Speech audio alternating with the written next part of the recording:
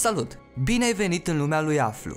Dacă în episodul anterior am vorbit despre dezastrul de la Certej, astăzi o să vorbim despre cea mai mare tragedie feroviară petrecută în România. Nu uita să apeși butonul de abonare, dacă nu ai făcut-o încă, pentru a fi la curent cu noile episoade pe care le vom posta pe acest canal. Așadar, o să vorbim în continuare despre ceea ce este cunoscut în istorie ca fiind catastrofa de la Ciurea și care reprezintă cel mai grav accident feroviar petrecut în România și totodată situându-se pe locul 3 la nivel mondial. Accidentul s-a petrecut pe data de 13 ianuarie 1917 și a avut loc în gara din localitatea Ciurea, pe calea ferată Bârlad-Iași. Pentru a înțelege pe deplin împrejurările accidentului, este necesar în primul rând să înțelegem contextul vremii respective. Astfel, România anului 1917 arăta trist. Se afla undeva puțin după jumătatea primului război mondial. Bucureștiul fusese cucerit de către trupele germane. Populația, alături de conducerea țării, fusese nevoită să se refugieze în zona Moldovei. Astfel, populația teritoriului de la nord începuse să crească substanțial, adăpostind populație civilă refugiată, soldați români, precum și aliați ruși. Trupele germane au înaintat și au reușit să cucerească Brăila. Asta a făcut ca tot mai multă populație să se refugieze la Iași. În acele zile, foarte mulți oameni căutau să se refugieze în orașe în care nu exista pericolul luptelor. La vremea respectivă, cel mai propice mijloc de deplasare îl reprezenta transportul feroviar, fiind și cel care putea asigura transportul unui număr mai mare de oameni. Brăila se afla la o distanță de doar 22 de kilometri de orașul Galați, unde foarte multă populație se adăpostise după cucerirea Bucureștiului. În dimineața zilei de 11 ianuarie, Galațiul fusese bombardat. Foarte multă lume se înghesuia în gara din oraș pentru a reuși să plece. Așa se face că în gară era staționat trenul de etapă 1, format din 26 de vagoane, fiind un tren militar, care în trecut fusese un tren de marfă. Din relatări se pare că trenul nu era deloc în contrast cu războiul, ba mai mult de atât, îi semăna. Ferestrele sale nu aveau geamuri, ci niște scânduri pentru a opri cât de cât vântul, fiind iluminat cu lămpi de gaz. Se aproximează că aproximativ 1000 de oameni s-au îmbarcat în acea zi în tren, înghesuindu-se în vagoanele neîncăpătoare, unii pe acoperișurile vagoanelor, iar alții fie pe scările vagoanelor, fie între tampoanele de legătură. Trenul a plecat din gară cu o întârziere de câteva ore, deoarece gara fusese și ea bombardată de către germani, iar locomotiva trenului, fiind atinsă de bombe, a trebuit înlocuită. Din relatări, se pare că trenul a staționat în noaptea de 11 ianuarie în gara din Bârlad din cauza zăpezii abundente care a blocat calea ferată. Dar, a doua zi, datorită eforturilor soldaților și a lucrătorilor feroviari, trenul a putut să-și reia traseul, parcurgând pe tot parcursul zilei cei 120 de kilometri, ajungând aproape de Ciurea la ora 1 noaptea.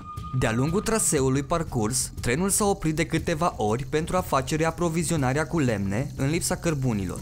În localitatea Bălteni s-au făcut verificările necesare, printre care și verificarea frânelor. Totul părea în regulă. Ajuns apoi în gara Bârnova, s-a procedat din nou la verificările necesare, negăsindu-se nicio problemă de funcționare. Astfel, trenul și-a continuat traseul.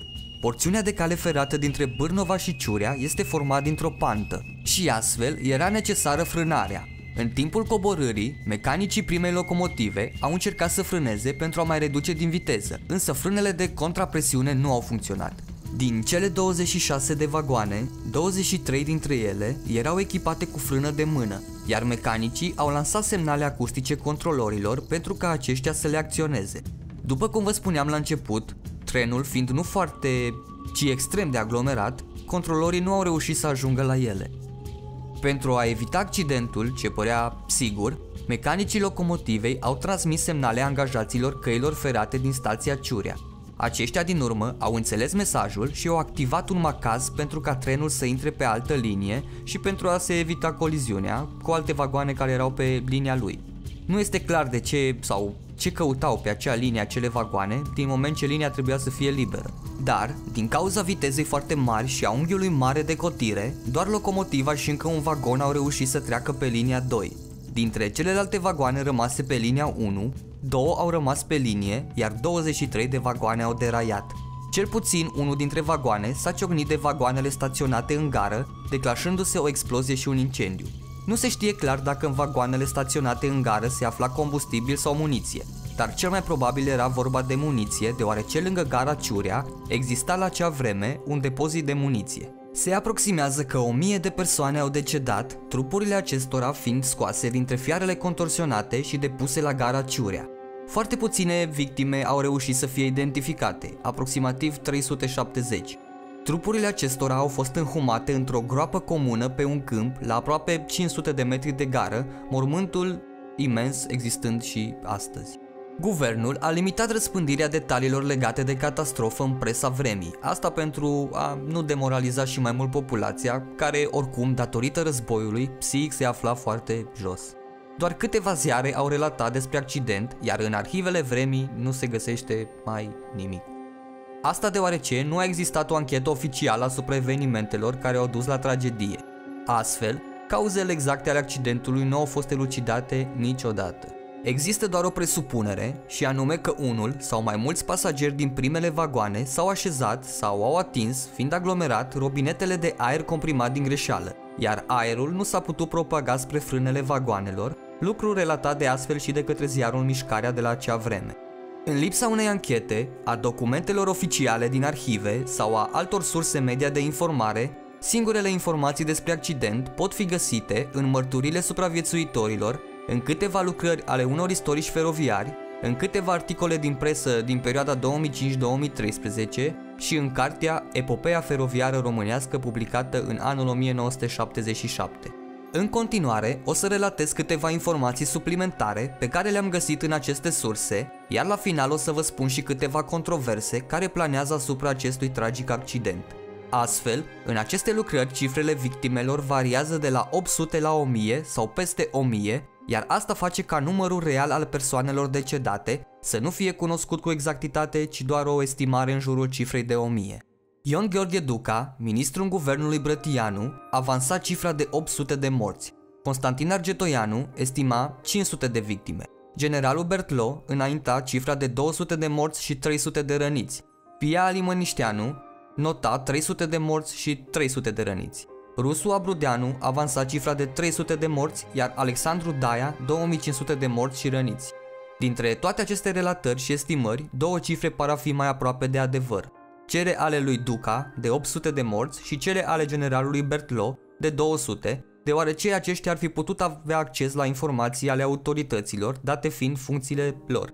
O altă sursă este a unui medic militar pe nume Vasile Bianu, care dă o cifră exactă de 568 de morți și 756 de răniți. Nefiind o cifră rotunjită, există posibilitatea să reprezinte cifra reală.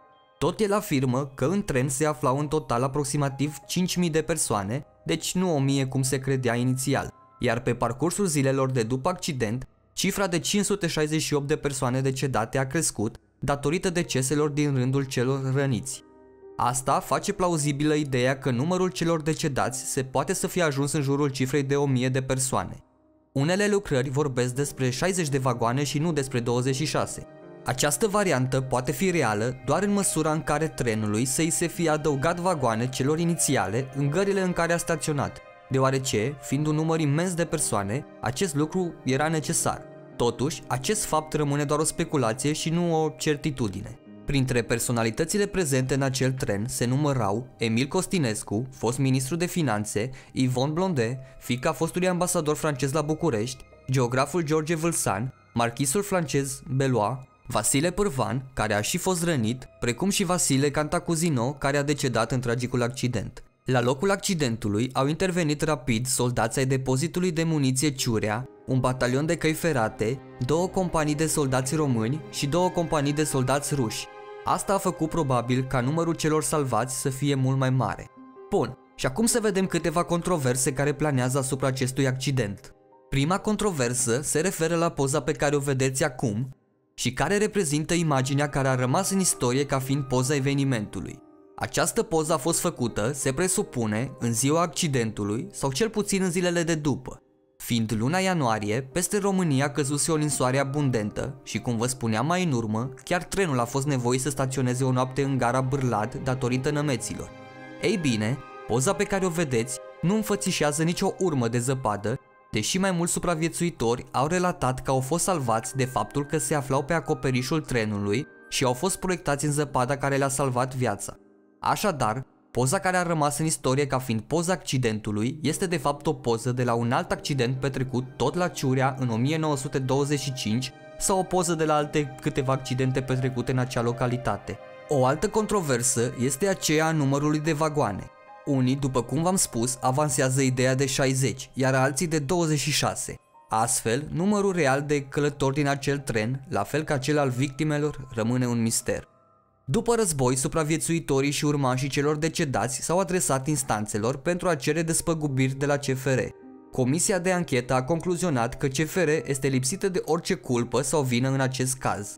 Nu a existat nicio eroare a personalului, cauza accidentului fiind starea de război care a condus la supraaglomerarea trenului și la imposibilitatea acționării frânelor. Astfel, vina, dacă o putem numi așa, a fost a călătorilor care și-au asumat călătoria în condițiile mai sus menționate. Pagubele călătorilor au fost încadrate ca fiind pagube de război.